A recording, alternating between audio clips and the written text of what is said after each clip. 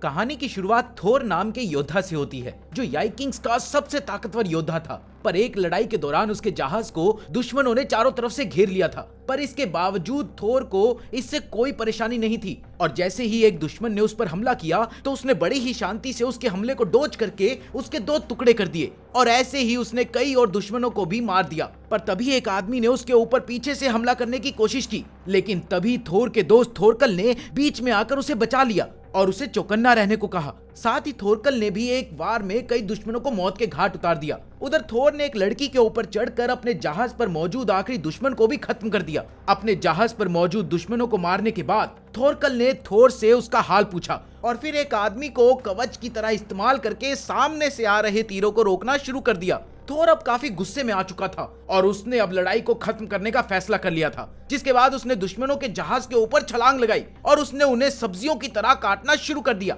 और ऐसे ही उसने तीसरे जहाज पर कूदकर उस पर मौजूद सभी दुश्मनों को मारना शुरू कर दिया। उस जहाज पर अब एक आखिरी सैनिक बचा हुआ था जो पहले से ही काफी डरा हुआ था और थोर ने बड़ी आसानी से उसके पेट में हमला कर दिया। पर मरने से पहले उस आदमी ने अपनी बीवी को याद किया, जिसकी वजह से थोर को भी अपनी बीवी की याद आ गई और वो भी कुछ देर के लिए वहीं रुक गया और इसी ने दुश्मनों को उस पर हमला करने का एक मौका दे दिया और इसी के चलते एक तीर सीधा आकर थोर की छाती पर लगा और इसका फायदा उठाते हुए दुश्मनों ने उस पर हमला कर दिया, जिसमें उसकी तलवार भी नीचे गिर गई। थोर को निहत्था देख उनमें से एक सैनिक ने उसे जान से मारने की कोशिश तो करी, पर थोर के जवाबी हमले में वो दोनों ही पानी में गिर गए, जहां दोनों ने एक दूसरे को मारने की बहुत कोशिश करी। पर मौका मिलते ही थोर ने उस सैनिक की तलवार निकाल के उसे ही मार दी और खुद तैर कर किनारे पर पहुंच गया। किनारे पर पहुंचकर थोर की नजर समुद्र पर चल रही लड़ाई पर पड़ी, जिसे देखकर उसे बहुत अजीब लगा। उसे समझ नहीं आ रहा था कि आखिर वो उन सभी आदमियों को मार क्यों रहा था और इसी के बाद उसने वापस कभी लड़ाई में हिस्सा न लेने का फैसला किया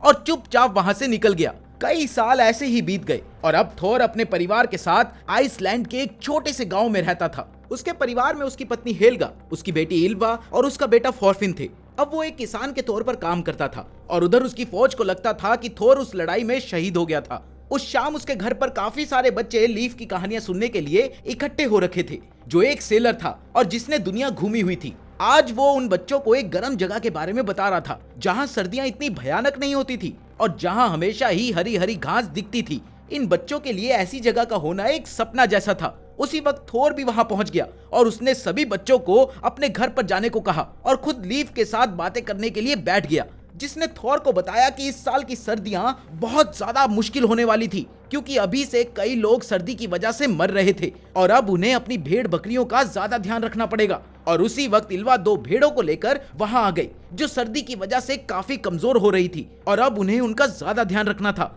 थोर ने इल्वा को शुक्रिया कहकर सोने के लिए भेज दिया था और खुद लीफ के साथ सर्दियों से कैसे बचा जाए उसके बारे में बात करने लग गया। अगली सुबह इल्वा और थोर अपने घर की छत के ऊपर से बर्फ हटाते हुए एक दूसरे से बात कर रहे थे और तभी इल्वा का पैर फिसलने की वजह से वो सीधा छत से नीचे गिर गई। पर काफी ज्यादा बर्फ होने की वजह से उसे कोई चोट नहीं आई, पर उसे एहसास हुआ कि शायद कोई बर्फ के नीचे दबा हुआ था और उसने तुरंत ही कुत्तों की तरह खुदाई करना शुरू कर दिया। थोड़ी सी खुदाई करने के बाद उसे उस बर्फ में दबा हुआ एक बहुत ही कमजोर इंसान मिला, जिसके गले में एक टूटी हुई चैन बंधी हुई थी।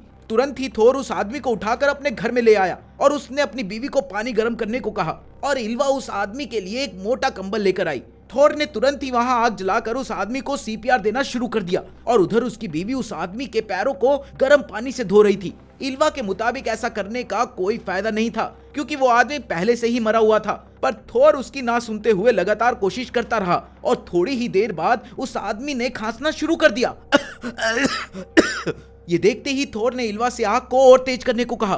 थोर ने तुरंत ही उस आदमी से उसके बारे में पूछा, पर वो आदमी कुछ भी बोलने की हालत में नहीं था। लेकिन थोड़ी देर तक कोशिश करने के बाद उस आदमी ने बताया कि वो हाफ टन के घर से भागा हुआ था, जो पहाड़ के पीछे वाले गांव का मुखिया था। ये सुनते ही इल्वा काफी डर गई और उसने थोर से इस आदमी को तुरंत ही हाफ टन को लौटाने को कहा। पर थोर ने उसकी बातों पर ध्यान न देते हुए उस आदमी से पूछा कि आखिर वो भागा क्यों था, जिस पर उस आदमी ने अपनी छाती के ऊपर लगे चोट के निशान दिखाते हुए बताया कि हाफ्टन के घर में उसके ऊपर बहुत ज्यादा जुल्म किया जाता था, इसीलिए उसने वहां से भागने का फैसला किया, पर उसके पास जाने के लिए कोई जगह नहीं थी और इसीलिए वो उनके घर के बाहर आकर बेहोश हो गया। वो आदमी फिर से बेहोश होने लग गया था और तभी एक गांव वाले ने थोर के पास आकर उसे बताया कि हाफ्टन उस आदमी को ढूंढते हुए अपनी छोटी सी सेना लेकर उनके गांव में पहुंच गया था और वो जल्द ही एक लड़ाई शुरू कर सकता था और इसीलिए वो थोर को अपने साथ ले जाने आया था। जाने से पहले थोर ने उस आदमी को अपनी आंखें खुली रखने को कहा। उधर डॉक्स पर लीफ हाफ्टन के रास्ते में खड़ा होकर उससे सवाल कर रहा था, जिसके जवाब में हाफ्टन ने अपने हाथ में पकड़ी चेन घुमाते हुए जवाब दिया कि उसका एक खरीदा हुआ नौकर भागकर इस गांव में आ गया था और वो यहाँ सिर्फ उसे ही लेने के लिए आया है। गांव के एक नौजवान लड़के ने अपनी तलवार हाफ्टन और उसकी सेना की तरफ बढ़ाकर कहा कि वो ऐसे बिना बताए उनके गांव में नहीं घुस सकते थे। पर तभी हाफ्टन की सेना के एक आदमी ने इस लड़के को पहचान लिया था, क्योंकि वो दोनों एक बार पहले भी आपस में लड़ चुके थे और उस लड़ाई में हाफ्टन के उस आदमी को अपना हाथ गंवाना पड़ा था। इसीलिए अपने गुस्से को निकालने के लिए वो एक बार फिर आगे बढ़ा। पर जैसे ही वो दोनों आपस में लड़ने वाले थे कि तभी लीफ ने उन्हें बीच में आकर रोक दिया, क्योंकि ये उस गांव के नियमों के खिलाफ था। पर हाफ्टन के उस आदमी का कहना था कि उसे इन नियमों से कोई फर्क नहीं पड़ता और उसकी इसी बात ने हाफ्टन को गुस्सा दिला दिया और उसने अपने हाथ में पकड़ी चेन से पहले तो उस आदमी की तलवार को छीना और फिर उसी चेन को उसके मुंह पर लपेटकर जोर से खींच दिया, जिसे देखकर वहां खड़े सभी लोग सहम गए और उन्होंने तुरंत ही हाफ्टन को थोर के घर जाने का रास्ता दे दिया।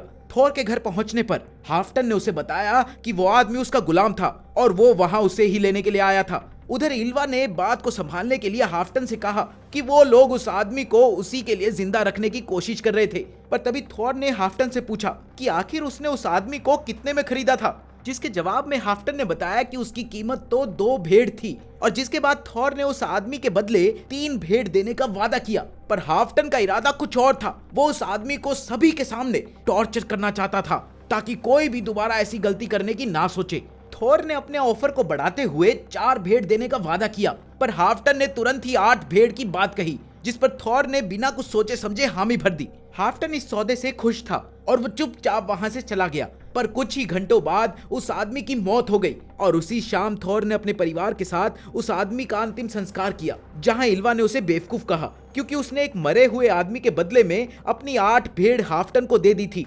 पर थोर को इस बात का कोई खास फर्क नहीं पड़ा।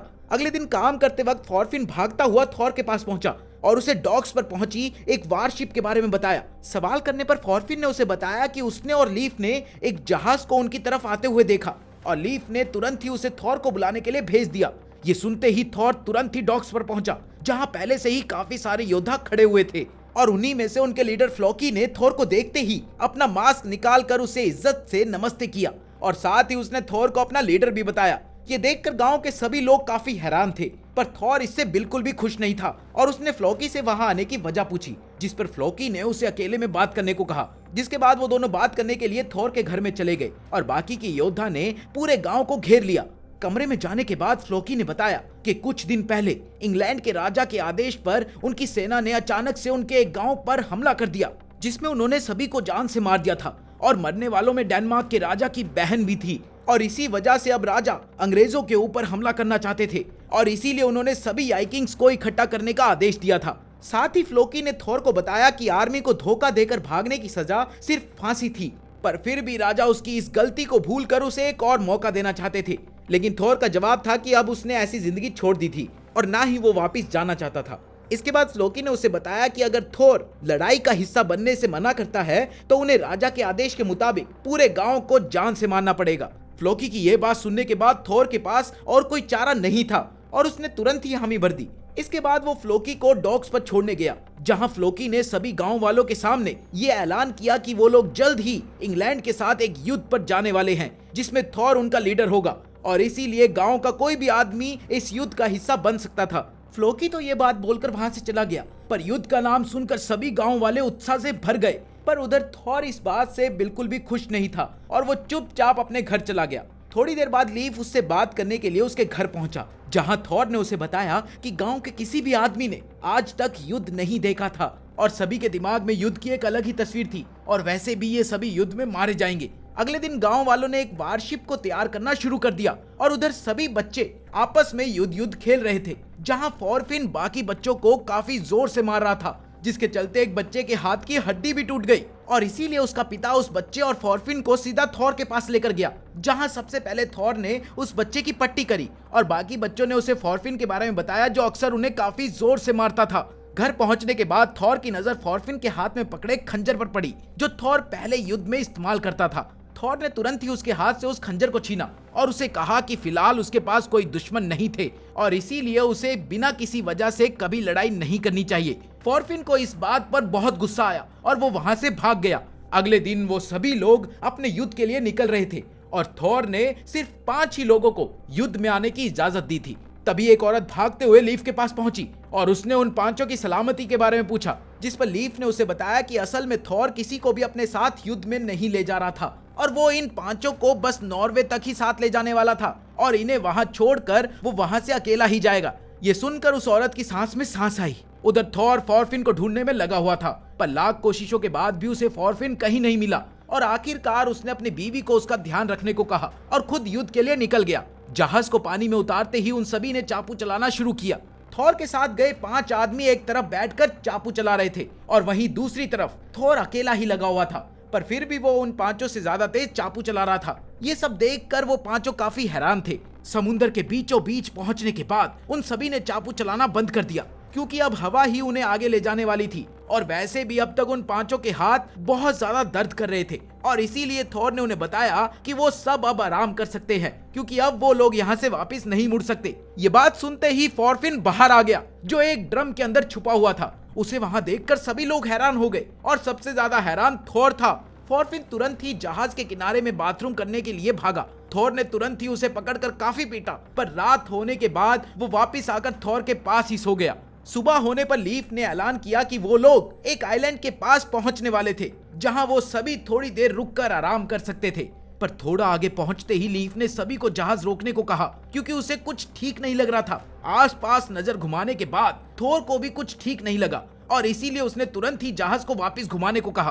पर तभी उनके ऊपर बहुत सारी लकड़ियां गिरने लगी और थॉर ने तुरंत ही थॉरफिन के ऊपर कूदकर उसे बचाया। जैसे ही लकड़ियां गिरना बंद हुई तो थॉर ने देखा कि उनके बाहर जाने का रास्ता बंद हो चुका था।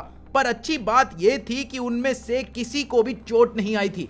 थॉर ने तुरंत ही सभी को चौकन्ना रहने को कहा, क्योंकि उनके ऊपर हमला होने वाला था। और तभी 2 जहाज उनके सामने आए, जिनमें काफी सारे आदमी थे। जहाजों को अपने पास आता देख एक आदमी ने अपनी तलवार बाहर निकाल ली, पर थॉर ने उसे तलवार को वापस रखने को कहा, क्योंकि वो खुद इस मामले को संभालने वाला था। और साथ ही उसने थॉरफिन को एक खंजर पकड़ाया, पर उसे साफ आदेश दिया था कि सिर्फ जरूरत पड़ने पर ही इसका इस्तेमाल करना है। जहाज के पास आते ही थॉर ने उसके ऊपर छलांग लगा दी, जिसने सबको ही हैरान कर दिया।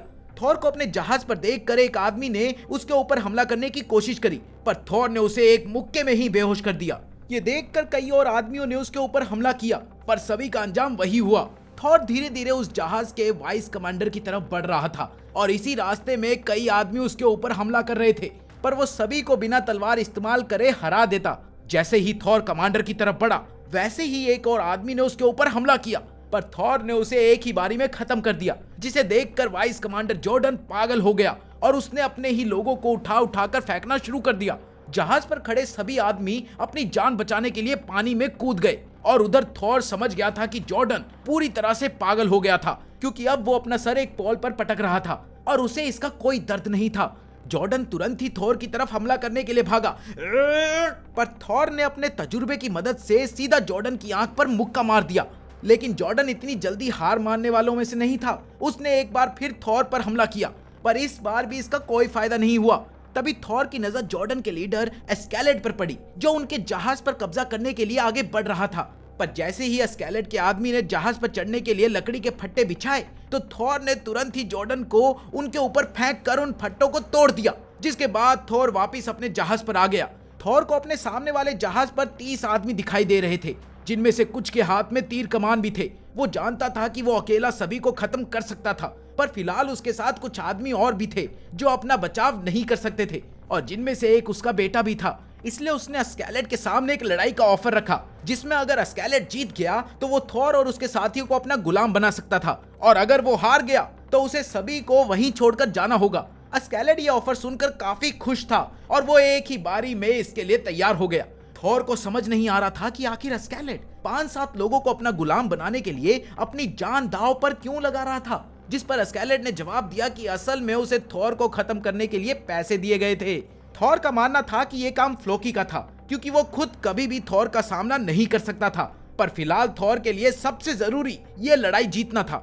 जैसे ही थॉर एस्केलेड की तरफ बढ़ा तो उसने तुरंत ही अपनी तलवार से पास में बंधी एक रस्सी को काट दिया, जिसके बाद ऊपर लगा जहाज का एक हिस्सा सीधा नीचे आकर गिरा, जिसका फायदा उठाकर एस्केलेड ने अपनी जगह बदलकर थॉर पर हमला कर दिया, जिसमें थॉर को ज्यादा चोट तो नहीं आई, पर उसकी छाती के ऊपर एक घाव हो गया। इसके बाद थॉर ने एस्केलेड को काट मारने की कोशिश करी, जिससे वो आसानी से बच गया। और तभी थॉर की नजर अपनी छाती से निकल रहे खून पर पड़ी और उधर एस्केलेड के आदमी अपने लीडर के लिए शोर मचा रहे थे। और इसके बाद थॉर ने उसके ऊपर इतनी जोर से हमला किया कि वो सीधा जाकर नीचे गिर गया और साथ ही वहीं खड़े सभी लोग हैरान रह गए। एस्केलेड भी समझ गया था कि थॉर कोई मामूली योद्धा नहीं था। इसके बाद दोनों के बीच लगातार लड़ाई चलती रही और थोड़ी ही देर बाद एस्केलेड को एहसास हुआ कि उसकी तलवार टूटने लग गई थी और जल्द ही उनमें से किसी एक की तलवार टूट जाएगी, जिसके बाद सामने वाला अपने आप ही विजेता बन जाएगा। और इसीलिए वो सही मौके का इंतजार करने लग गया और जैसे ही उसे मौका मिला तो उसने थॉर पर इतनी जोर से हमला किया कि उसकी तलवार के 2 टुकड़े हो गए। और अब एस्केलेड को लग रहा था कि वो ये लड़ाई जीत गया था, पर सब कुछ थॉर के मुताबिक ही चल रहा था। जैसे ही एस्केलेड ने उसके ऊपर हमला किया तो थॉर ने तुरंत ही उसकी कोहनी पर हमला करके उसकी तलवार छीनकर उसके गले पर रख दी। ये नजारा देखकर थॉरफिन और उसके साथी खुशी से कूदने लग गए। अब थॉर ने एस्केलेड को आत्मसमर्पण करने को कहा, जिस पर उसका जवाब था कि वो ऐसा नहीं कर सकता क्योंकि अभी उसकी सेना उसके पीछे खड़ी थी और अगर वो ऐसा करता है तो ये उसका अपमान होगा। इसलिए वो चाहता था कि थॉर उसे वहीं मार दे, पर थॉर इसके लिए तैयार नहीं था क्योंकि उसके मुताबिक एक योद्धा को किसी को मारने के लिए तलवार की जरूरत नहीं होती और अगर वो एस्केलेड की तलवार से ही उसको मार देगा तो वो कभी भी अपने आप को एक सच्चा योद्धा नहीं कह पाएगा। ये बात सुनकर एस्केलेड काफी हैरान हुआ और उसने थॉर की आंखों में देखकर कहा कि उसने आज तक थॉर जैसा योद्धा नहीं देखा था और अब वो चाहता था कि थॉर उनका लीडर बने क्योंकि सदियों में एक बार ऐसा योद्धा मिलता है। एस्केलेड की ये बात सुनकर वहां खड़े सभी लोग काफी हैरान थे, पर अगले ही मिनट एस्केलेड अपनी बात से पलट गया क्योंकि वो मजाक कर रहा था। अरे ये कैसा मजाक हुआ भाई? थॉर ने एक बार फिर उसे आत्मसमर्पण करने को कहा, पर तभी जॉर्डन ने फिर से खड़े होकर थॉरफिन को पकड़कर उसके गले पर तलवार रख दी। वहां खड़े सभी लोगों को कुछ समझ नहीं आ रहा था। थॉर ने एस्केलेड को अपने वादे पर खड़े रहने को कहा, पर एस्केलेड का जवाब था कि उसने थॉर को खत्म करने का वादा भी दिया था। थॉर समझ गया था कि ये सब ऐसे खत्म नहीं होगा और अपने बेटे की जान बचाने के लिए उसने एस्केलेड को वादा किया कि उसे वो सब मिल जाएगा जिसके लिए वो यहाँ आया था, पर इसके बदले में उसे थॉर के बाकी सभी लोगों को वहीं छोड़कर वापस जाना होगा। इसके बाद थॉर ने अपनी तलवार फेंक कर अपने हाथ ऊपर कर दिए, जिसके बाद एक एक करके कई तीर सीधा आकर उसके शरीर पर लगे, लेकिन वो फिर भी सीधा खड़ा हुआ था और उसकी ये जान देखकर वहां खड़े सभी लोग हैरान थे। उसने जॉर्डन की तरफ देखकर उसे थॉरफिन को छोड़ने को कहा और जॉर्डन ने भी डर के मारे उसे एक बारी में ही छोड़ दिया। थॉरफिन तुरंत ही अपने पिता से चिपककर रोने लग गया। उधर थॉर ने लीव को उसका सर राजा तक पहुंचाने की जिम्मेदारी दी ताकि वो गांव वालों को तंग ना करे। तभी थोर का एक साथी अपनी तलवार निकालकर एस्केलेड की तरफ बढ़ा, पर एस्केलेड ने एक ही बारी में उसे मुक्का मारकर नीचे गिरा दिया और उसे चुपचाप वापस जाने को कहा क्योंकि थोर ने अपनी जान की कुर्बानी लगाकर सबकी जान बचाई थी। इसके बाद एस्केलेड अपने आदमी के साथ वहां से निकल गया, पर जाते जाते वो थोर के जहाज को भी साथ ले गया। पर वो थॉरफिन को उस जहाज पर देखकर हैरान हो गया जो अपने हाथ में खंजर पकड़कर उसे जान से मारने की धमकियां दे रहा था। एस्केलेड के साथियों ने उससे थॉरफिन को मारने की इजाजत भी मांगी, पर एस्केलेड अंदर ही अंदर थॉर की कुर्बानी की काफी इज्जत भी करता था, इसलिए उसने अपनी सेना को थॉरफिन को अकेले छोड़ने का आदेश दिया। अगले कुछ दिनों तक थॉरफिन अकेला ही उस जहाज पर बैठा रहा, यहाँ तक कि उसके पास अब खाना और पानी भी नहीं था। उसने बचा हुआ पानी पीने की कोशिश तो करी, पर वो अब पीने लायक नहीं था। ऐसे हाल में कोई आम इंसान ज्यादा दिन तक नहीं टिक पाता, पर थॉरफिन के अंदर जल रही बदले की आग ने उसे जिंदा रखने की ताकत दी और थोड़ी ही देर बाद एस्केलेड और उसकी सेना थोड़ी देर के लिए एक आइलैंड पर रुकी। थॉरफिन भी उनका पीछा करते हुए जहाज से उतरकर जमीन पर आया, पर इतने दिनों से भूखा होने की वजह से उसमें बिल्कुल भी जान नहीं बची थी और वो तुरंत ही नीचे गिरकर बेहोश हो गया। आंख खुलने पर उसकी नजर पास से आ रही रोशनी पर पड़ी और जब उसने पास जाकर देखा तो वो ये देखकर हैरान रह गया कि एस्केलेड और उसके आदमी उस गांव को पूरी तरह से तबाह करके वहां के सभी लोगों को जान से मार रहे थे और सभी गांव वालों को खत्म करने के बाद वो लोग वहीं पर सो गए। ये मौका थॉरफिन के बदले के लिए बिल्कुल ठीक था और उसने तुरंत ही अपना खंजर निकालकर एस्केलेड को ढूंढना शुरू कर दिया और थोड़ी देर बाद उसकी नजर एस्केलेड पर पड़ी जो अपने टेंट में सो रहा था। थॉरफिन ने तुरंत ही पास में सो रहे एक याइकिंग की तलवार उठाई, पर जैसे ही उसने एस्केलेड को मारने के लिए तलवार ऊपर करी तो उसे एहसास हुआ कि अगर वो किसी को नींद में सोते हुए मार देगा तो वो कभी भी एक सच्चा योद्धा नहीं कहलाएगा। इसलिए वो उस तलवार को वापस रखकर वहां से चला गया। अगले दिन फॉरफिन सुबह से ही स्केलेट के जागने का इंतजार कर रहा था और उसके उठते ही फॉरफिन ने अपने से बड़ी तलवार उठाकर उसे एक लड़ाई के लिए चैलेंज किया। तलवार के वजन से कांप रहे फॉरफिन के हाथों को देखकर स्केलेट की पूरी फौज उस पर हंस रही थी। पर स्केलेट ने उसका ये चैलेंज अपना लिया। स्केलेट ने बिना अपनी तलवार को बाहर निकाले फॉरफिन को हमला करने को कहा और जैसे ही फॉरफिन उसकी तरफ बढ़ा तो वो बड़ी आराम से सामने से हट गया, जिस वजह से फॉरफिन ने अपना संतुलन खो दिया और उसकी तलवार सीधा जाकर सामने पड़ी लकड़ी पर फंस गई। इधर फॉरफिन अपनी तलवार को निकालने की कोशिश में लगा था और वहीं दूसरी तरफ सभी लोग उस पर हंस रहे थे कि तभी स्केलेट उसकी तरफ बढ़ा और उसने उसे जोर से एक लात मारी। वापस उठने के बाद फॉरफिन खाली पेट जंगल में भटक रहा था और उसने कई दिनों से खाना भी नहीं खाया था और वहीं दूसरी तरफ स्केलेट के आदमी चिकन और मटन का लुत्फ उठा रहे थे।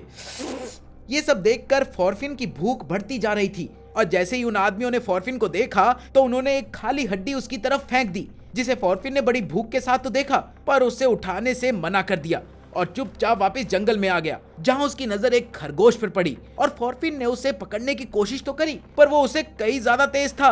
रात होने के बाद वो फिर से उस कैंप पर पहुंचा जहां कुछ बची हुई हड्डियां पड़ी थी और उसी वक्त वहां बारिश भी होने लग गई। अपनी भूख के सामने हारते हुए फॉरफिन ने उन हड्डियों को चबाना शुरू कर दिया पर उसके हाथ कुछ भी नहीं लगा। अगली सुबह जब फॉरफिन अपनी चोरी करी हुई तलवार के साथ सो रहा था तो तभी जॉर्डन की नजर उसके ऊपर पड़ी, जो वहां अपने लिए मशरूम्स लेने गया था। जॉर्डन फॉरफिन को अभी तक जिंदा देखकर काफी हैरान था और उसने मशरूम उठाते हुए उससे पूछा कि क्या वो तलवार चलाना सीख गया है, पर फॉरफिन बात करने के मूड में नहीं था और इसीलिए उसने तुरंत ही तलवार निकाली और जॉर्डन को धोखेबाज बोलते हुए उस पर हमला कर दिया। लेकिन जॉर्डन को इससे बचने के लिए ज्यादा मेहनत करने की जरूरत नहीं थी और उसने अपनी कोहनी से ही उसे नीचे गिरा दिया और वो खुद वहां से चला गया। उसी रात जब फॉरफिन आग जलाकर बैठा हुआ था तो उसकी नजर एक भेड़िए पर पड़ी जो उसकी तरफ बढ़ रहा था। फॉरफिन ने तुरंत ही अपना हाथ तलवार की तरफ बढ़ाया पर उसे याद आया कि वो तलवार अच्छे से नहीं चला सकता था और इसीलिए इस बार उसने अपना खंजर बाहर निकाल लिया और जैसे ही उस भेड़िए ने उस पर हमला किया तो फॉरफिन ने अपना खंजर उसके गले में घुसा दिया, जिस वजह से वो भेड़िया वहीं पर मर गया। इस हादसे ने फॉरफिन का खुद पर भरोसा काफी बढ़ा दिया था। अगली ही सुबह से फॉरफिन ने अपने खंजर के साथ प्रैक्टिस करना शुरू कर दिया और धीरे धीरे वो काफी अच्छे से उसे इस्तेमाल करने लग गया था। उसने एक दिन फिर से खरगोश को पकड़ने की कोशिश करी पर वो अभी भी इसमें नाकाम ही रहा और उसने गुस्से में अपने खंजर को एक पेड़ की तरफ फेंका और वो ये देखकर हैरान रह गया था कि वो खंजर सीधा जाकर उस पेड़ पर अटक गया था और इसी से उसे आइडिया आया कि वो ऐसे चाकू फेंक कर भी तो हमला कर सकता है और उस दिन के बाद से ही उसने इसकी भी प्रैक्टिस करना शुरू कर दिया और ऐसे ही उसने एक खरगोश का शिकार भी किया और आखिरकार उसने कई दिनों के बाद अच्छे से खाना खाया। कुछ दिनों बाद जब स्केलेट और उसके साथी उस जगह को छोड़कर निकल ही रहे थे तभी फॉरफिन भी वहां पहुंच गया और उसने सबके सामने स्केलेट को फिर से लड़ाई के लिए चैलेंज किया। स्केलेट को इसमें कोई खास दिलचस्पी नहीं थी पर वो फिर भी इसके लिए तैयार हो गया। लड़ाई शुरू होते ही फॉरफिन ने उसके ऊपर हमला करने की कोशिश करी पर स्केलेट बड़ी ही आसानी से उन सब से बच गया और जवाब में फॉरफिन को एक ही लात मारकर नीचे गिरा दिया और जैसे ही फॉरफिन ने वापस उठने की कोशिश करी तो स्केलेट ने फिर से उसे लात मारकर नीचे गिरा दिया और फिर उसे लात मारता ही गया जब तक जॉर्डन ने बीच में आकर उसे नहीं रोक दिया। पर तभी फॉरफिन ने पीछे घूमकर उसकी तरफ पूरी रफ्तार से अपना खंजर फेंका जिससे स्केलेट बड़ी ही आसानी से बच गया। इसके बाद स्केलेट ने वही खंजर उठाकर उसे ठीक फॉरफिन के सामने फेंक दिया जो एक बार फिर से लड़ना चाहता था। पर इस बार स्केलेट की शर्त थी कि वो फॉरफिन से अब तब ही लड़ेगा जब वो पहले युद्ध में लड़कर जीतेगा। इसके बाद फॉरफिन वापस से खड़ा हुआ और उसने फैसला किया कि अब वो भी युद्ध में लड़ेगा और एक दिन ऐसे ही लड़ाई में वो स्केलेट को मारकर अपने पिता की मौत का बदला लेगा। उधर इंग्लैंड के ऊपर युद्ध पूरे जोर शोर से चल रहा था और वाइकिंग्स ने सभी दिशाओं से उसके ऊपर हमला करना शुरू कर दिया था। स्केलेट भी युद्ध में जीत कर नाम और शौहरत कमाना चाहता था और इसीलिए वो एक नदी को पार करके एक शहर में पहुंच गया जहां पहले से ही लाशें पड़ी हुई थी। स्केलेट और उसके साथियों के लिए ये सब एक आम बात थी पर वही फॉरफिन के लिए ये सब देखना बहुत मुश्किल था और जैसे ही उसने एक लाश को पास से देखा तो उसने उल्टी करना शुरू कर दिया। रात को फॉरफिन खाने के लिए अखरोट ढूंढने में लगा हुआ था और वहीं दूसरी तरफ स्केलेट बाकी वाइकिंग्स आर्मीज के साथ एक समझौता करने में लगा हुआ था और जैसे ही वो लोग सहमत हुए तभी इंग्लैंड की फौज ने उनके ऊपर हमला कर दिया। वाइकिंग ने सपने में भी इसके बारे में नहीं सोचा था और वहां तुरंत ही एक लड़ाई शुरू हो गई पर जल्द ही स्केलेट ने फौज की कमान संभाल ली और देखते ही देखते वाइकिंग इंग्लैंड की फौज पर भारी पड़ने लग गए। उधर फॉरफिन को स्केलेट की बताई गई शर्त याद आ रही थी और अब वो भी इस लड़ाई का हिस्सा बनना चाहता था। पर बच्चा होने की वजह से अपने सामने इतने खून खराबे को देखकर वो काफी डर भी गया था। पर तभी एक ब्रिटिश फौजी ने पीछे से आकर अपनी तलवार उसके ऊपर रख दी। जवाब में फॉर्फिन ने अपना खंजर बाहर तो निकाला, पर उस फौजी ने एक ही बारी में उसे नीचे पटक दिया। और जैसे ही वो उसे मारने वाला था, तभी स्केलेट ने पीछे से आकर उस फौजी के पेट में तलवार घुसा दी। जैसे ही फॉर्फिन वहां से निकला तो एक और फौजी ने उस पर हमला कर दिया, पर इस बार फॉर्फिन ने अपने डर के ऊपर काबू पा लिया था और उसने अपना खंजर निकालकर उस फौजी के पेट में घुसा दिया। लेकिन फॉर्फिन का वार इतना गहरा नहीं था, इसलिए फौजी ने एक बार फिर से उसके ऊपर हमला करने की कोशिश करी, पर फॉर्फिन ने इस बार अपनी पूरी ताकत से उसके पेट में अपना खंजर घुसा दिया, जिसके चलते उस फौजी की वहीं मौत हो गई। फॉर्फिन का मन इस हादसे से इतना भर गया था कि उसने वहीं पर रोना शुरू कर दिया और वो रोते रोते कई बार उस लाश पर वार करता गया। वहां खड़े सभी लोग उसे देख रहे थे और जानते थे कि अब फॉर्फिन एक बच्चा नहीं रहा। उस दिन के बाद से फॉर्फिन लगातार युद्ध का हिस्सा बनता गया और अपने छोटे और तेज शरीर की मदद से वो कई दुश्मनों को मारता गया। अगले कई सालों तक वो ऐसे ही स्केलेट की सेना की मदद करता रहा और कई मौकों पर तो उसने स्केलेट तक की भी जान बचाई। अब फॉर्फिन काफी बड़ा हो गया था और साथ ही उसे अब लड़ाई का काफी तजुर्बा भी हो गया था। ऐसे ही एक बार स्केलिड ने उसे दुश्मनों के एरिया में घुसकर वहां का जायजा लेने के लिए भेजा, पर चीजें उनके प्लान के मुताबिक नहीं थी और दुश्मनों के 3 सैनिकों और उनके पालतू कुत्तों ने फॉर्फिन को घेर लिया था। फॉर्फिन काफी काबिल वॉरियर था और उसने अपनी इस काबिलियत से एक सिपाही को तो मार दिया था, पर बचे हुए दोनों सिपाहियों ने उसे नीचे गिराकर उसे पकड़ लिया था। पर जैसे ही उनमें से एक सिपाही उसे मारने के लिए आगे बढ़ा तो उसने दूसरे सिपाही की कमर पर बंधे उसका खंजर निकालकर उसे गले में घुसा दिया और फिर खड़ा होकर बचे हुए आखिरी सिपाही को भी खत्म कर दिया। लेकिन जैसे ही फॉर्फिन वहां से निकलने वाला था तो 2 और सिपाही वहां पर पहुंच गए और अब उसके पास उनसे लड़ने के सिवाय कोई और चारा नहीं था।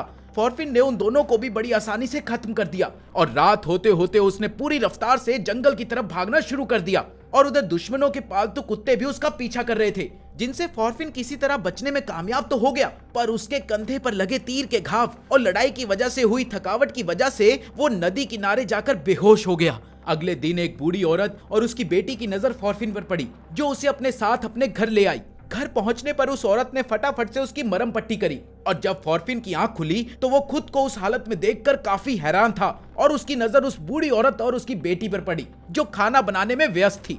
अपने आसपास देखने पर उसने देखा कि उसका खंजर भी उसके पास ही पड़ा हुआ था। तभी उस औरत ने फॉर्फिन को अपनी चिंता छोड़कर उनके साथ खाना खाने के लिए बुलाया और जैसे ही उसने खाना खाना शुरू किया तो वो खुद को रोक ही नहीं पाया। ये देखकर वो औरत तो मुस्कुरा रही थी, पर उसकी बेटी इस बात से बिल्कुल खुश नहीं थी, क्योंकि फॉर्फिन के हुलिये को देखकर उसे शक था कि शायद वो एक याइकिंग था और उसे अपने घर में रखना मुसीबत को बुलावा देना जैसा हो सकता है। उसने अपनी माँ को भी इस बारे में सावधान किया, पर उसकी माँ का मानना था कि एक बच्चे की मदद करना उसकी जिम्मेदारी थी।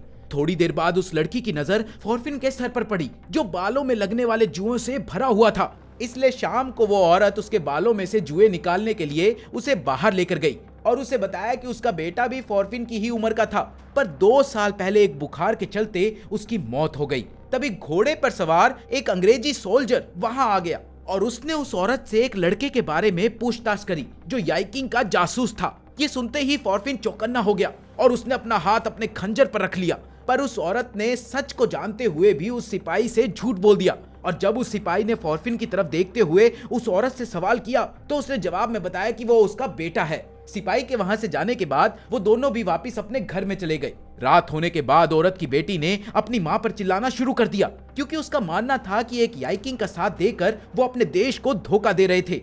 पर वहीं उस औरत का मानना था कि फॉर्फिन बस एक मासूम सा बच्चा था। लेकिन तभी फॉर्फिन ने एक जलती हुई लकड़ी को उठाया और उस औरत को वहां से भाग जाने को कहा, जिसके बाद वो बिना कुछ बोले वहां से भागकर किनारे पर पहुंच गया, जहां उसने एक घर को आग लगाकर स्केलेट को वहां आने का इशारा दिया। आग को देखकर कई गांव वाले उसकी तरफ भागे और साथ ही कई सिपाही भी उस आग को बुझाने के लिए भागे, जिनमें से एक वही सिपाही था जिसने दिन में उस औरत से सवाल जवाब किया था और उसने फॉर्फिन को देखते ही पहचान लिया था। फॉर्फिन ने तुरंत ही अपना खंजर निकालकर 3 सैनिकों को वहां पर मार दिया। उधर गांव वाले अपनी आंखों के सामने ये सब होता देखकर डर के मारे सहम गए और इन्हीं गांव वालों में वो औरत भी थी जिसने फॉर्फिन को बचाया था।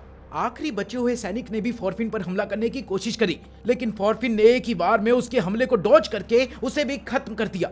फॉर्फिन ने उस औरत को वहां से भागने को कहा, पर वो औरत चुपचाप वहां खड़ी रो रही थी। उधर याइकिंग भी आखिरकार वहां पहुंच गए और उन्होंने आते ही अपने सामने आने वाले हर इंसान को खत्म करना शुरू कर दिया। सर्दियां वापस आ गई थी और स्केलेट बर्फ पड़ने से पहले से ज्यादा सोना जीतना चाहता था, पर इंग्लैंड में बर्फ ज्यादा होने की वजह से उसने फ्रांस की तरफ बढ़ने का फैसला किया, क्योंकि सभी जानते थे कि फ्रांस को जीतना बहुत ही आसान काम था। फ्रांस पहुंचकर स्केलेट की नजर दो फौज पर पड़ी जो आपस में लड़ रही थी। उन दोनों की फौज को देखते ही वो समझ गया था कि उन्हें युद्ध लड़ने के बारे में कुछ भी नहीं पता था। उनमें से एक फौज किले के अंदर थी और दूसरी फौज उस किले में सामने से घुसने की कोशिश कर रही थी, जो बहुत ही मुश्किल था। इसलिए ज्यादा आदमी होने के बावजूद भी वो लोग लगातार हारते ही जा रहे थे।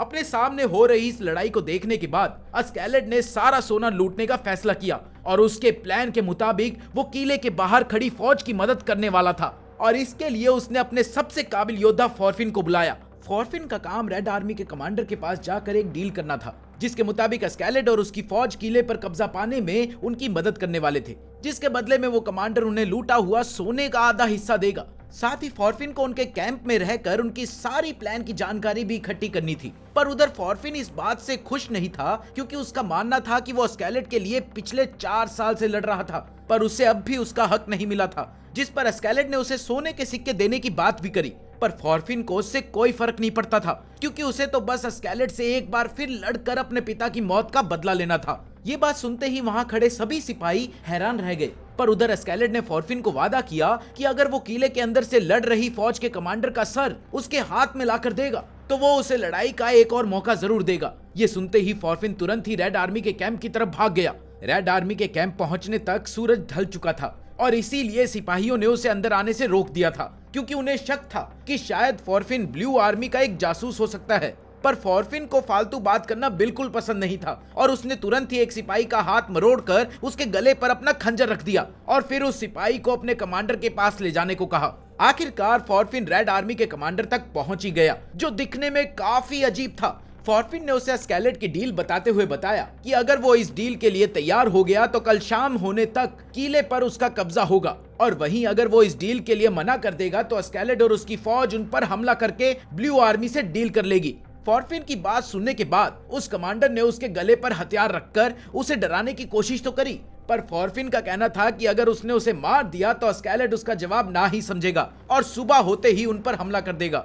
अब कमांडर के पास स्केलेट के ऑफर मानने के सिवाय कोई और चारा नहीं था और उसकी हामी मिलते ही फॉरफिन ने कुछ जलते हुए तीर छोड़कर स्केलेट को भी इशारा भेज दिया। अगली सुबह रेड आर्मी फिर से हमला करने के लिए तैयार थी, पर याइकिंग का दूर दूर तक नामो निशान ही नहीं था, जिसकी वजह से कमांडर काफी नाराज था। पर फॉरफिन ने उसे हमला करने को कहा और उसकी बात मानते हुए कमांडर ने अपनी सेना को फिर से किले की तरफ बढ़ने का आदेश दिया। उधर ब्लू आर्मी किले के अंदर से ही उन पर तीर चला रही थी। इसी बीच फॉरफिन ने एक आदमी से ब्लू आर्मी के कमांडर के बारे में पूछा, जिस पर उसने एक सिपाही की तरफ इशारा किया जिसने एक हेलमेट पहना हुआ था, और अपना जवाब मिलते ही फॉरफिन पूरी रफ्तार से किले की तरफ भागा। ठीक उसी वक्त हजारों याइकिंग अपने कंधों पर बड़े बड़े जहाजों को उठाकर पूरी रफ्तार से भागते हुए जंगल से निकले, जिन्हें देखते ही सभी हैरान हो गए और देखते ही देखते याइकिंग्स ने उन जहाजों को पानी में उतार दिया ताकि वो किले के पीछे वाले गांव की तरफ से हमला कर सके। किले पर खड़े सिपाहियों ने तुरंत ही उनके ऊपर तीर चलाना शुरू कर दिया, पर उधर फॉरफिन ने लोगों को मारते हुए दीवार चढ़ना शुरू कर दिया, जिसे देखकर दुश्मनों को अपनी आंखों पर भरोसा नहीं हो रहा था कि आखिर एक बच्चा उनके किले में इस तरीके से कैसे घुस सकता था। फॉरफिन की इस काबिलियत ने स्केलेट का काम आसान कर दिया और उसने मौके का फायदा उठाकर दुश्मनों को मारना शुरू कर दिया। उधर एक सिपाही ने फॉरफिन पर हमला किया तो उसने अपने खंजर से उसकी उंगलियां ही काट दी। इसके बाद एक एक करके सभी सिपाहियों ने उसके ऊपर हमला किया, पर फॉरफिन का सारा ध्यान सिर्फ कमांडर के ऊपर था और वो बड़ी ही आसानी से सबको मारता हुआ कमांडर के पास पहुंच गया। और इससे पहले कि कमांडर अपनी तलवार निकाल पाता, फॉरफिन ने एक ही बारी में उसका सर धड़ से अलग कर दिया। इसे कहते हैं हीरो।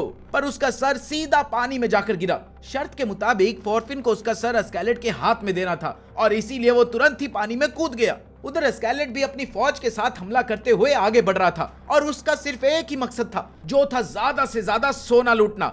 जब तक रेड आर्मी का कमांडर किले के सामने से अंदर घुसा, तब तक याइकिंग सभी दुश्मनों को खत्म करके सारा सोना लूटकर जा चुके थे। आखिरकार फॉरफिन भी कमांडर का सर लेकर जहाज पर पहुंच गया और अब शर्त के मुताबिक वो स्केलेट से लड़ना चाहता था। स्केलेट भी अपना वादा पूरा करने के लिए तैयार था, पर वो उसके साथ जमीन पर लड़ना चाहता था, ना कि समुद्र के बीच में। इसके बाद आखिरकार वो लोग एस्केलेड और उसकी फौज के साथ अपने शहर में पहुंचे, जहां उनके जहाज को देखकर सभी लोग बहुत खुश थे। जहाज से उतरते ही एस्केलेड चुपचाप सीधा गांव की तरफ बढ़ रहा था कि तभी उसकी टक्कर गांव के एक लड़के से हो गई, जिसने तुरंत ही अपनी तलवार निकालकर फॉरफिन को उससे माफी मांगने को कहा। पर फॉरफिन की एक नजर से वो लड़का डर गया और चुपचाप खड़ा हो गया। उधर एस्केलेड गांव के चीफ के पास पैसों के हिस्से की बात करने के लिए गया और साथ ही उसने चीफ को अपनी लड़ाई देखने के लिए भी आमंत्रण दिया। आखिरकार वो वक्त आ ही गया था जिसका फॉरफिन को बरसों से इंतजार था। एस्केलेड की लड़ाई होने की वजह से पूरा गांव वहां इकट्ठा हो रखा था और सबका मानना था कि एस्केलेड के सामने फॉरफिन थोड़ी देर भी नहीं टिक पाएगा और शायद इस लड़ाई में उसे अपनी जान गंवानी पड़े। पर जॉर्डन जानता था कि फॉरफिन पहले से काफी ज्यादा ताकतवर हो गया था। लड़ाई शुरू होते ही एस्केलेड ने फॉरफिन से सवाल करके उसका ध्यान भटकाने की कोशिश करी, पर फॉरफिन को इसमें कोई दिलचस्पी नहीं थी और उसने तुरंत ही भागकर एस्केलेड पर हमला कर दिया, जिसे वो ऐन मौके पर बच गया। इसके बाद फॉरफिन ने लगातार कई हमले किए, जिन्हें एस्केलेड ने रोक तो लिया, पर वो समझ गया था कि अगर उसने फॉरफिन को पीछे नहीं ढकेला तो वो मुसीबत में पड़ सकता था। इसलिए उसने एक हमला करके फॉरफिन को काफी पीछे ढकेल दिया। इसके बाद फॉरफिन ने एक और हमला करते हुए एस्केलेड के तलवार को रोक दिया और अपने दूसरे खंजर से उसकी उंगली की तरफ वार किया। पर एस्केलेड ये पहले से ही जानता था, इसलिए उसने बीच में ही अपनी तलवार छोड़कर फॉरफिन के हाथ पकड़ने की कोशिश करी, जिस वजह से फॉरफिन को पीछे कूदना पड़ा और इसी मौके का फायदा उठाते हुए एस्केलेड ने वापस से अपनी तलवार उठा ली। इसके बाद एस्केलेड ने अचानक से ही फॉरफिन से बात करते हुए उसके पिता को एक कमजोर योद्धा बताते हुए उनका मजाक उड़ाना शुरू कर दिया और उसकी इसी बात ने फॉरफिन को गुस्से से भर दिया, जिसके बाद वो अपनी पूरी ताकत से उसके ऊपर हमला करने के लिए भागा और एस्केलेड यही चाहता था। उसने एक ही वार में फॉरफिन को उठाकर जमीन पर पटक दिया और ये लड़ाई जीत ली। जाते जाते उसने फॉरफिन को और ज्यादा मेहनत करने को कहा। उसी रात सभी लोग टेंट्स के अंदर जश्न मना रहे थे, पर फॉरफिन ठंड होने के बावजूद भी अकेला अपने पिता के जहाज पर बैठा हुआ था, क्योंकि वहां उसे काफी महफूज और सुरक्षित महसूस होता था। फॉरफिन सोते हुए अपने पिता का सपना देख रहा था, तभी उसे एक हाथ का एहसास हुआ और उसने तुरंत ही अपना खंजर निकाल लिया। पर असल में वो कोई दुश्मन नहीं बल्कि एक लड़की थी जो एस्केलेड की गुलाम भी थी और वो उसी के कहने पर फॉरफिन के लिए खाना लेकर आई थी। खाना मिलते ही फॉरफिन फटाफट से खाना खाने लग गया कि तभी उस लड़की ने उससे बाहर अकेले बैठने की वजह पूछी और उसका दूसरा सवाल था कि क्या फॉरफिन भी उसकी तरह एस्केलेड का गुलाम था, जिस पे फॉरफिन ने जवाब दिया कि वो उसकी तरह कोई गुलाम नहीं है और अगर वो उसकी जगह होता भी तो वो कब का अपने मालिक को मारकर भाग गया होता।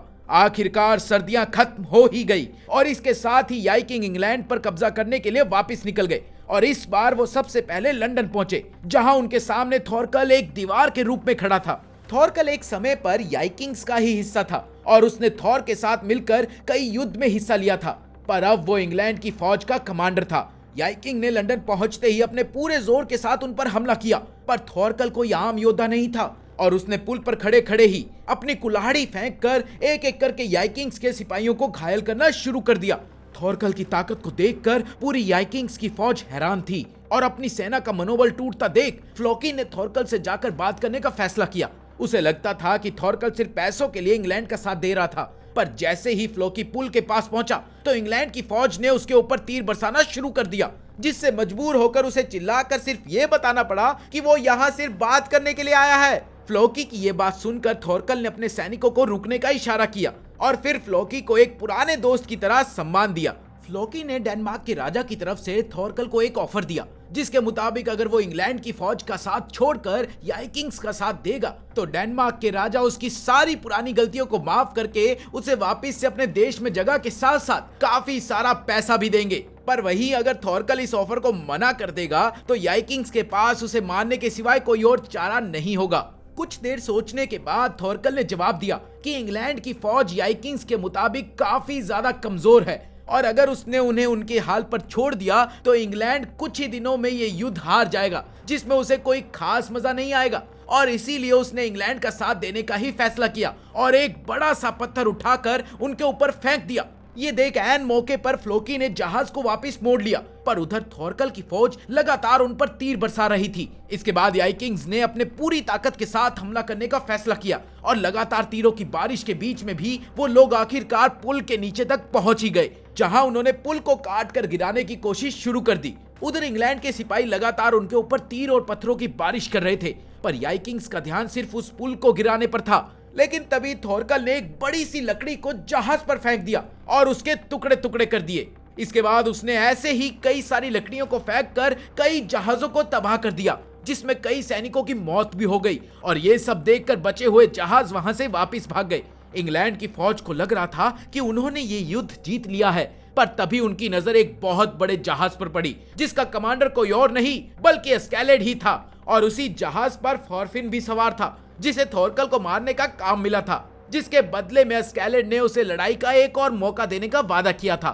थॉरकल की फौज ने एक बार फिर से तीर बरसाना शुरू कर दिया, पर किसी तरह एस्केलेड अपने जहाज को पुल के इतने पास ले आया जहां से थॉरफिन छलांग लगाकर पुल पर चढ़ सकता था। और प्लान के मुताबिक थॉरफिन ने ठीक ऐसा ही किया। पहली नजर में ही थॉरकल ने उसकी आंखों में जुनून देख लिया था और इसीलिए उसने अपनी फौज को उस पर हमला करने से रोक दिया, क्योंकि वो अकेला ही थॉरफिन से लड़ना चाहता था। जैसे ही थॉरकल ने एक बड़ी लकड़ी से उस पर हमला किया तो थॉरफिन बड़ी ही आसानी से उस हमले से बच गया, जिसके बाद थॉरकल ने उसके ऊपर कई और हमले भी किए, पर अपने छोटे साइज की मदद से थॉरफिन बड़ी आसानी से उन हमलों से बच गया। ये देखकर थॉरकल ने उस लकड़ी को पानी में फेंक दिया और अब उसने अपने हाथों से लड़ने का फैसला किया। थॉरफिन ये देखकर काफी हैरान था, पर फिर भी वो हमला करने के लिए आगे बढ़ा। पर तभी एक बहुत तेज मुक्का उसकी तरफ आया, जिससे वो बच तो गया, पर वो समझ गया था कि अगर ये मुक्का उसके मुंह पर लग जाता तो शायद वो वहीं खत्म हो जाता। थॉरकल के कुछ कर पाने से पहले ही थॉरफिन ने उसके ऊपर हमला कर दिया, जिसमें उसकी हथेली के ऊपर चोट तो आ गई, पर उसके बड़े शरीर की वजह से उसे इससे कोई खास फर्क नहीं पड़ा, बल्कि वो ये देखकर काफी खुश था और उसने लगातार उसके ऊपर मुक्के बरसाना शुरू कर दिया, जिनसे थॉरफिन बच तो गया, पर जैसे ही उसने काउंटर अटैक करने की कोशिश करी तो थॉरकल ने उसे रोककर थॉरफिन को पीछे ढकेल दिया। थॉरफिन समझ गया था कि थॉरकल की सभी कमजोरियां काफी ऊपर थी, इसलिए उसने दिमाग लगाकर नीचे की तरफ एक हमला करने का नाटक किया और जैसे ही थॉरकल ने उसे लात मारने की कोशिश करी तो उसने तुरंत ही उससे बचकर थॉरकल के पैर पर लात मार दी, जिसकी वजह से थॉरकल अपने पैरों पर आ गया। थॉरफिन ने इसका फायदा उठाकर उसके गले पर हमला करने की कोशिश करी, पर थॉरकल ने उस हमले को अपने हाथ से रोक दिया और उसे उठाकर पटकना शुरू कर दिया। उधर एस्केलेड ये सब देख रहा था और उसका मानना था कि शायद थॉरफिन अब जिंदा ना बचे और इसीलिए उसने अपनी सेना को वापस मुड़ने का आदेश दे दिया। जैसे ही थॉरकल की नजर उन पर पड़ी तो वो वहीं रुक गया और उसने थॉरफिन को भी ये बात बताई जो उसके सामने जमीन पर पड़ा हुआ था। पर इससे पहले वो कुछ और बोल पाता, थॉरफिन ने वापस से खड़े होकर अपने खंजर से एक हमला किया, जिसमें थॉरकल की आखिरी की 2 उंगलियां कट गई और वो खुद दीवार के साथ एक चोटिल हालत में खड़ा हो गया। थॉरफिन की काबिलियत देखकर थॉरकल काफी ज्यादा हैरान था और उसने थॉरफिन से उसके पिता का नाम पूछा, जिस पर उसने जवाब में थॉर का नाम लिया। थॉर का नाम सुनते ही थॉरकल सहम गया, क्योंकि उसकी आंखों के सामने थॉर के साथ लड़ी गई सारी लड़ाइयां आ गई। पर इससे पहले कि वो कुछ बोल पाता थॉरफिन पुल से कूदकर वहां से निकल गया।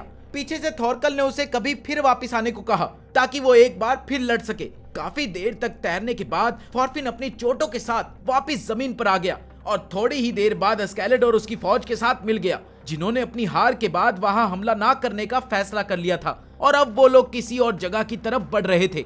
उस रात उनकी फौज ने पास ही के एक गांव में रुकने का फैसला किया। अगली सुबह जब एस्केलेड थॉरफिन के साथ बात कर रहा था तो उसकी नजर पास ही से जा रहे एक घोड़सवार पर पड़ी और उसने तुरंत ही उसे अपने पास बुलाया। ओए इधर आ। पास आने पर पता चला कि वो आदमी प्रिंस कैनोट की फौज का सिपाही था। प्रिंस कैनोट डेनमार्क का अगला राजा था, जिसे लंदन ब्रिज पर हमला करने के लिए 4000 सैनिकों के साथ भेजा गया था। पर एक दिन थॉरकल ने दिन में ही उनके ऊपर हमला कर दिया और अपनी ताकत की मदद से उसने सिर्फ 400 सिपाहियों के साथ ही प्रिंस की पूरी सेना को खत्म करके प्रिंस को कैदी बना लिया था। और अब ये सिपाही डेनमार्क के राजा के पास प्रिंस को बचाने की मदद मांगने जा रहा था। एस्केलेड ने बिना कुछ सोचे ही उस सिपाही का गला काट दिया, जिसने वहां खड़े सभी लोगों को हैरान कर दिया। जॉर्डन के पूछने पर उसने बताया कि अब वो लोग प्रिंस को आजाद करवाएंगे, क्योंकि कोई भी राजा प्रिंस के बदले में उन्हें काफी ज्यादा पैसे दे सकते थे, चाहे वो इंग्लैंड का राजा हो या फिर डेनमार्क का। इसके बाद उसने अपनी सेना को थॉरकल से लड़ने के लिए तैयार होने को कहा, जो फिलहाल प्रिंस को कैदी बनाकर जंगल में ले जा रहा था। वो ऐसा करके डेनमार्क के राजा का ध्यान अपनी तरफ खींचना चाहते थे, पर तभी उसे एहसास हुआ कि कोई उनके ऊपर नजर रख रहा था और उसने तुरंत ही अपनी फौज को वहीं रुकने का आदेश दिया और फिर एक भाला जंगल की तरफ फेंका, जो सीधा जाकर प्रिंस कैनोट के एक सिपाही को लगा। जिसके बाद वहां छुपे प्रिंस कैनोट के सैनिक सामने आए और उन्होंने ऐलान किया कि वो यहाँ प्रिंस को बचाने के लिए आए हैं और इस वक्त उनके साथ 2000 सैनिक थे। थॉरकल का मानना था कि वो झूठ बोल रहे थे, क्योंकि कोई भी सिपाही अपनी फौज का सच नहीं बताता।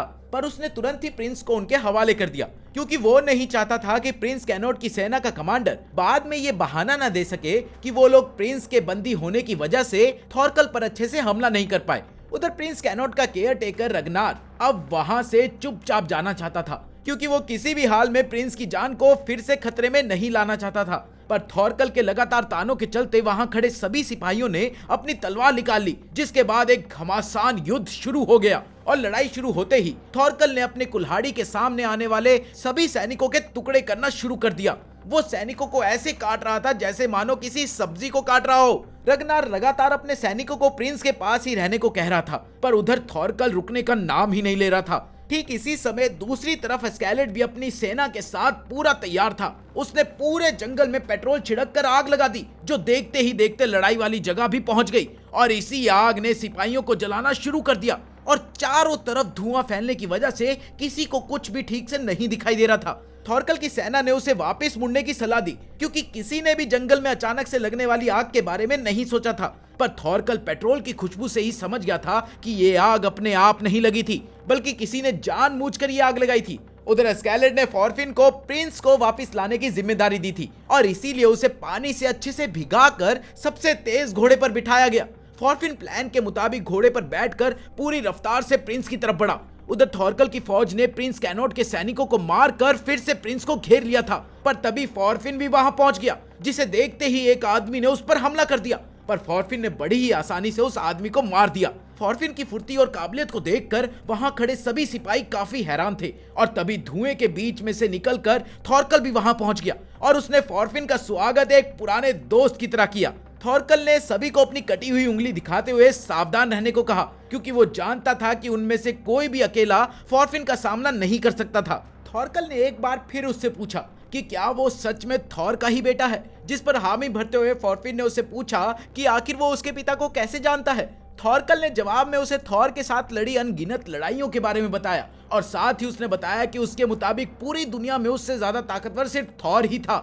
इसके बाद थॉरकल ने प्रिंस को फॉरफिन के हवाले करते हुए उसे अपनी पूरी रफ्तार से भागने को कहा, क्योंकि अब से वो हर घड़ी उसका पीछा करने वाला था। आखिरकार फॉरफिन प्रिंस कैनोट और उसके बचे हुए साथियों को लेकर एस्केलेड के पास पहुंच गया, जहां रगनार ने उसे जंगल को आग लगाने के लिए काफी सुनाया, क्योंकि इसमें प्रिंस की जान को भी खतरा था। पर वो जानता था कि अब सिर्फ एस्केलेड ही प्रिंस को थॉरकल से बचा सकता है। एस्केलेड ने जमीन के रास्ते ही चलने का फैसला किया, क्योंकि वो जानता था कि थॉरकल अब फिर से प्रिंस को कैदी बनाने के लिए उनका पीछा जरूर करेगा। और थॉरकल की सेना के मुताबिक उनकी सेना में काफी कम सैनिक थे। इसके बाद वो लोग एक नदी के किनारे पहुंचे, जहां उन्हें एक बूढ़ा नाव वाला मिला, जिससे एस्केलेड ने नदी की दूसरी तरफ किंगडम ऑफ वेल्स के कमांडर के पास एक संदेश पहुंचाने के बारे में पूछा, जिसके लिए वो नाव वाला तैयार हो गया। इसके बाद एस्केलेड ने उसे एक चिट्ठी पकड़ाते हुए जल्दी जाने को कहा, और वो खुद अपनी सेना के पास वापस आ गया और उन्होंने वापस से चलना शुरू कर दिया। थोड़ी देर बाद वो लोग एक पहाड़ी के पास रुके, जहां एस्केलेड के एक आदमी ने जमीन पर कान लगाकर थॉरकल की गतिविधियों को सुनने की कोशिश करी।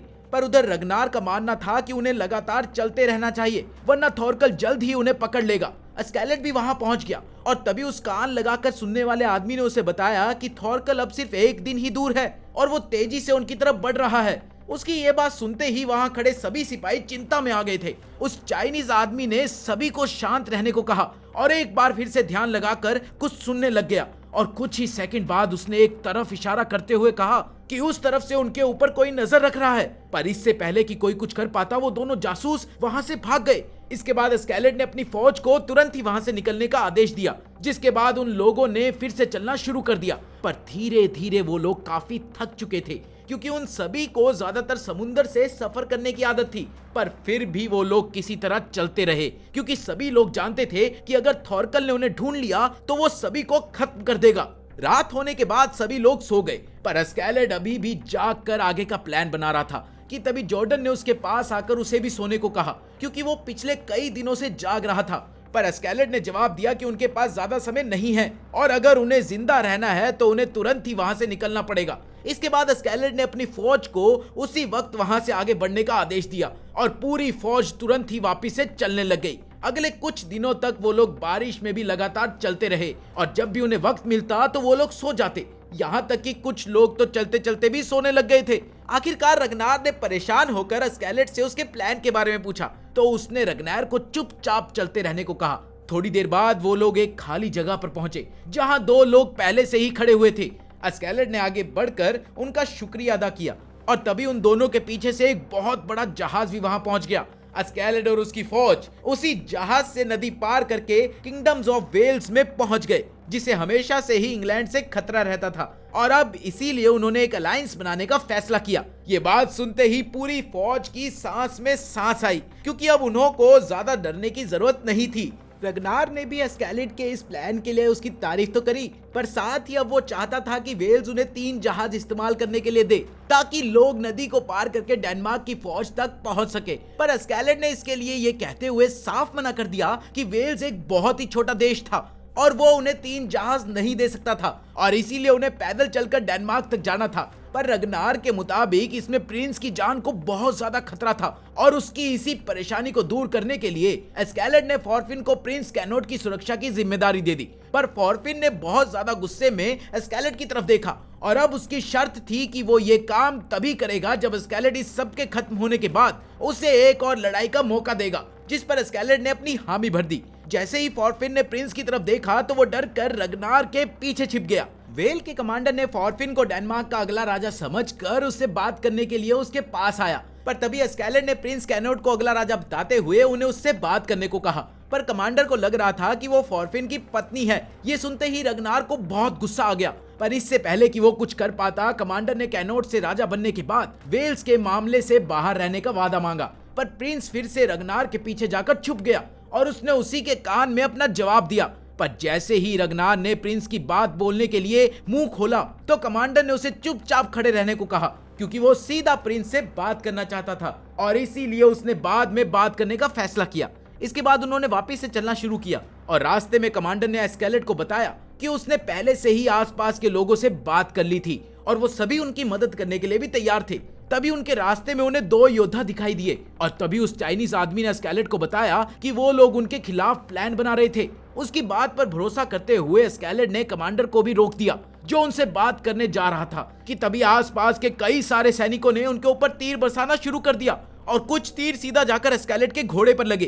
पर समय रहते स्केलेट घोड़े से कूद गया और उसने अपनी फौज को जवाबी हमला करने से रोककर सामने खड़े आदमी से पूछा कि आखिर उसे चाहिए क्या, जिस पर जवाब देते हुए उसने अपना नाम असीर बताया और उसके मुताबिक वो याइकिंग्स को किसी भी हालत में अपनी जमीन से जाने नहीं दे सकता था और उसने साथ ही उन सभी को जान से मारने की धमकी भी दे दी। पर उधर जॉर्डन का मानना था कि ये सब बस उसका एक दिखावा था, वरना अगर वो चाहते तो वो उन्हें पहली बारी में ही मार सकते थे और ये सब वो लोग बस एक अच्छी डील पाने के लिए कर रहे थे। तभी असीर ने चिल्लाकर उन्हें बताया कि वो उन सभी को अपना कैदी बना लेगा और फिर प्रिंस कैनोट का इस्तेमाल करके डेनमार्क के राजा के साथ एक डील करेगा। उसकी ये बात सुनते ही स्केलेट ने प्रिंस कैनोट को आगे कर दिया, जिसे अब समझ नहीं आ रहा था कि आखिर उसे करना क्या है। स्केलेट ने उसे असीर को धमकाने को कहा, पर वो डर के मारे रगनार के पीछे जाकर छिप गया और स्केलेट की लाख कोशिशों के बाद भी वो बाहर नहीं निकला।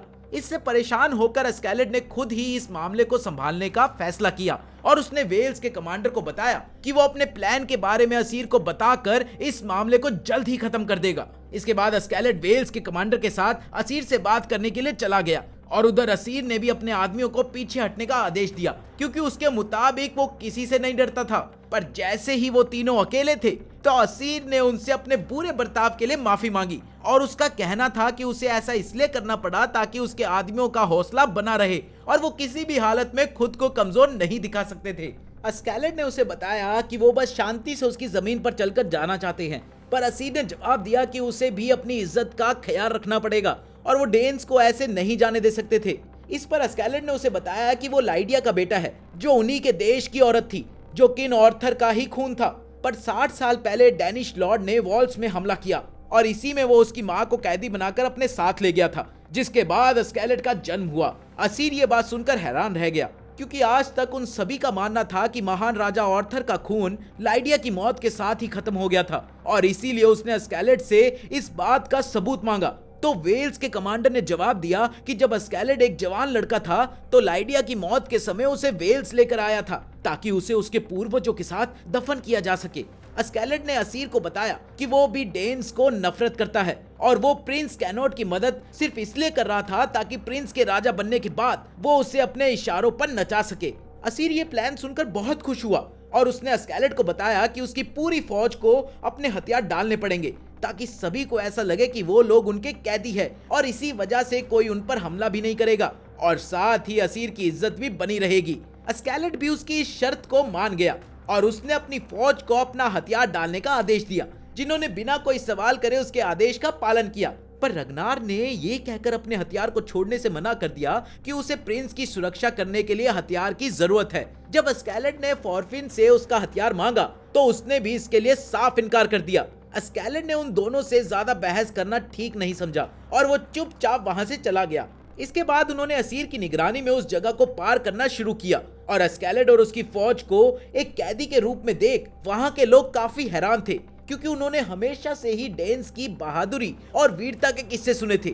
उस जगह से निकलते ही स्केलेट ने फिर से अपनी फौज की कमान संभाल ली और वहीं फॉर्फिन प्रिंस कैनोट के साथ पीछे बैठा हुआ था। प्रिंस कैनोट बार बार फॉर्फिन की तरफ देख रहा था और आखिरकार इससे परेशान होकर फॉर्फिन ने उसे साफ साफ बात करने को कहा, जिस पर प्रिंस ने जवाब दिया कि वो कोई डरपोक नहीं है, बल्कि उसे हर चीज का जवाब बहुत सोच समझ कर देना पड़ता है, क्योंकि उसकी हर बात का असर उसके देश के ऊपर पड़ेगा।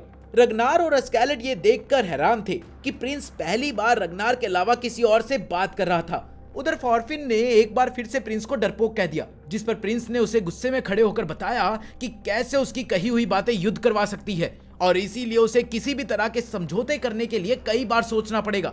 उधर सर्दियां वापिस आ चुकी थी और स्केलेट और उसकी फौज इंग्लैंड की भारी बर्फबारी के बीच भी लगातार चल रहे थे, क्योंकि उनके चारों तरफ दुश्मन थे और ऐसे में वो ना किसी से मदद मांग सकते थे, इसीलिए वो बहुत थोड़े समय के लिए आराम कर पाते थे।